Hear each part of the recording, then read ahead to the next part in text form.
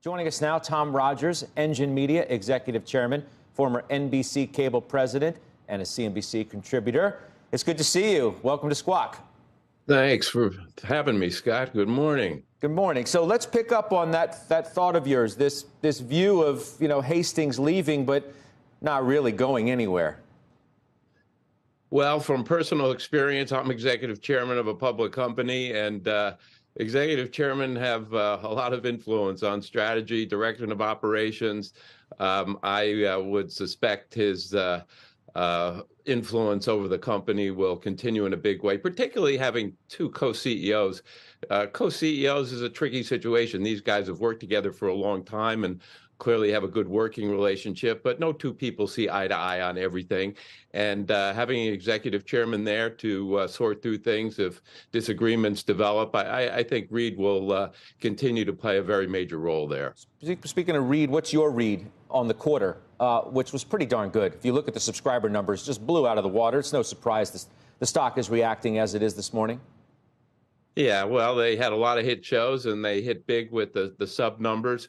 I don't really decide if a quarter is good or not good solely based on sub numbers. Those are often overblown in the streaming arena. But I think there are 5 points that they made in their earnings report, which really sum up for me why Netflix is in a league of its own, which I've been saying for a long time, and well on its way to becoming the most valuable media company in the world. First, most importantly, as they pointed out, they're not anchored down by legacy media issues, which are really confounding all the other major media companies.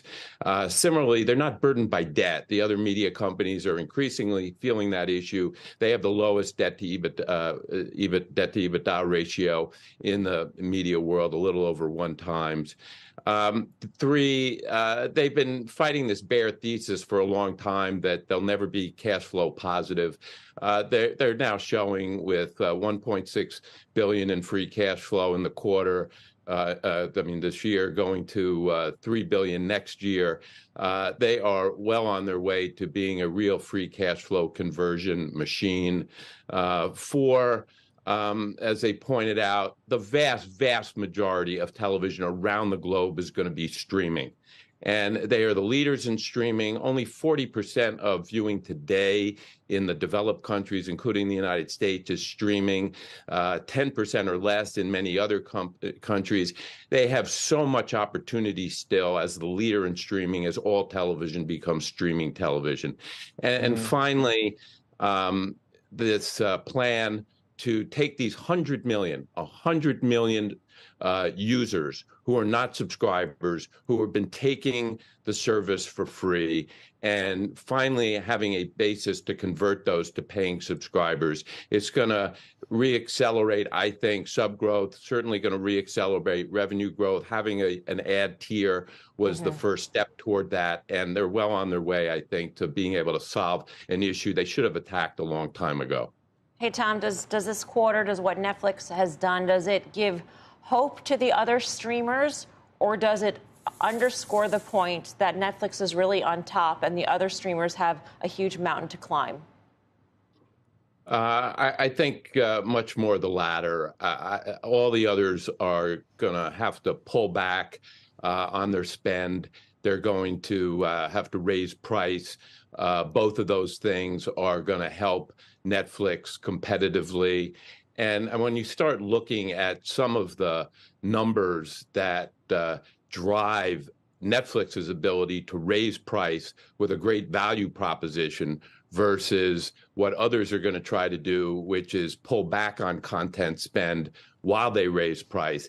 Netflix, compared to Disney Plus, say, 1,200 original episodes in the quarter, Disney Plus 200. 70% of the top 10 list of watched shows every week for the quarter coming out of Netflix. When you're dealing with that kind of advantage in original programming and viewing and engagement in that programming, it is really hard for others cutting back, trying to raise prices they cut back to compete effectively against the kind of momentum that gives Netflix.